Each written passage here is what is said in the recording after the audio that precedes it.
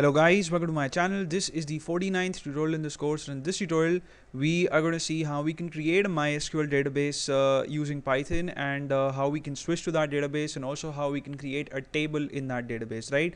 So we're going to start off where we left in the last tutorial. In the last tutorial we understood how we can import the MySQL.connector module, how we can create a connection object by supplying the required arguments, and then how we can create a cursor object, and how we can execute simple SQL statements. So we're going to start off from where we left, and as you can see, I have a fresh shell session here, and I have imported the MySQL connector module. I've also created a connection object. I've given it the name CONN, and I've also created a cursor object using the cursor method, right? So one thing that I've done differently is that while establishing a connection with the MySQL server, I haven't specified the database name as an argument to the connect method. And the reason why I haven't specified the name of the database here is because we'll be creating a new database and we'll be switching to that database. So I don't want a connection to be established with a particular database in MySQL.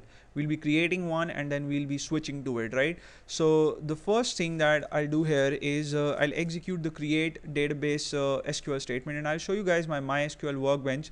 As you can see, I've got 5 databases at the moment: Joomla, Sakila, Strepsils, Test, and World, right? So let's say I want to create a database called Python. So the command for that is going to be mycursor dot execute, and whenever you have to execute any SQL code, you have to use the execute function, and in double quotes I'll type in create database and then the name of the database which you want to create. So in this case I want to create a database called Python, so I'll type in that, and when I press the enter key, I'll go back to my MySQL workbench and I'll refresh the object browser, and you can see that there is a database here now that's called Python, right? And in MySQL we've automatically switched to this database because no other database was selected initially, right? But in Python you'll have to do that, and the command to do that is use and the name of your database. So I want to use the Python database for all the operations that I'm going to perform next. So I'll type in use Python, and I'll press the enter key, and now we have switched to the Python database. So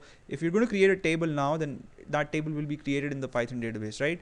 And the command to create the table, the SQL statement of course is going to be create table, and obviously since we are going to execute an SQL query, we'll have to use the execute method here, and I'll get in triple quotes instead of a single double quotation mark, because I know that my create table statement is going to span over multiple lines. So I'll type in create table, and let's say I want to create a table called customer, so I'll type in customer here, and on the next line I'll get in the opening parentheses for my create table statement. Let's say I want to have a field called ID, which is going to take in numeric value, so it can be of integer type, and I also want this field to be the primary key of the table. So I'll type in ID space int space primary key. Let's say I want to have a field called name of varchar type, and I want this to have an upper limit of, let's say, 30 characters, and next I want to have a field called email, and this too of varchar type, and let's say email can have an upper limit of 30 characters too, and let's say next I want to have a field called city, and this too of varchar type, and let's say city can have an upper limit of 25 characters.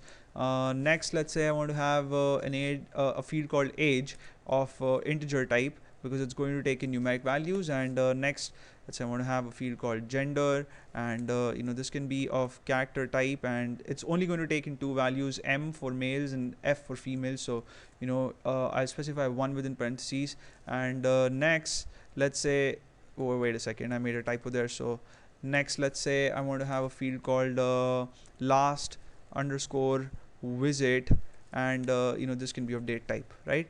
And that's it. I don't want any more fields in my table, so I'll get in the closing parentheses of the create table statement, and then triple quotes and the closing parentheses of the execute function. And when I get in the closing parentheses for the execute function, all my SQL code, everything that's within the parentheses for the execute function is highlighted in gray, and I'll press the enter key, and if you don't get any error, then it means our table has been created successfully. And there are two ways in which I can check whether my table has been created or not. Firstly, of course, I can execute the show tables command here and I can find out.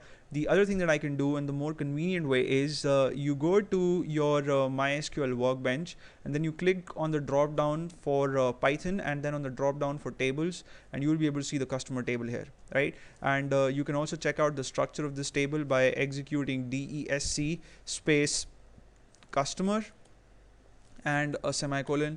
And when I press control enter, I see that I have all these fields, and they have the types that I specified, and ID is also the primary key, so that constraint is also there, right? So the SQL is executed just as it should be. Whether you execute it in MySQL or whether you execute it in Python, your SQL code is going to be interpreted in the same way. So that's it for now. In the next tutorial, we'll see how we can insert some data in this table. And I first thought that I should discuss that in this tutorial only, but then this will get too long, and I've got comments in the past that don't make long tutorials, make only short tutorials. So that's why I'm going to discuss that in the next tutorial. And I hope you guys had fun watching this tutorial, and you may subscribe to my channel if you haven't already. I'll see you in the next video. Till then, take care.